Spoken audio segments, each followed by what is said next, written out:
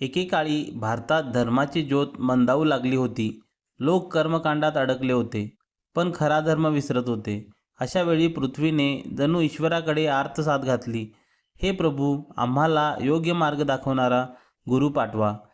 तेव्हा भगवान दत्तात्रेयांनी मानव कल्याणासाठी श्रीपाद श्रीवल्लभ रूपाने अवतार घेण्याचा संकल्प केला. पिठापूर येथे एक सद्गृहस्थ ब्राह्मण दाम्पत्याच्या पोटी त्यांचा जन्म झाला. जन्मताच त्यांनी ओम असा नाद केला आणि सर्वांना आश्चर्यचकित केले. लहान वयातच श्रीपादांनी वेद शास्त्रांचे गूढ ज्ञान प्रकट केले. अहंकाराने ग्रासलेल्या पंडितांना त्यांनी नम्रतेने महत्त्व शिकवले, तर दुःखी लोकांना करुणेचा आधार दिला. त्यांचे जीवन हेच एक जिवंत उपदेश होते. गुरु म्हणजे ज्ञानाचा दीप, तो अज्ञानाचा अंधार दूर करतो. गुरुशिवाय मोक्षाचा मार्ग नाही आणि गुरुच भक्ताला ईश्वरापर्यंत नेऊन पोचवतो. श्री स्वामी समर्थ. जय जय स्वामी समर्थ.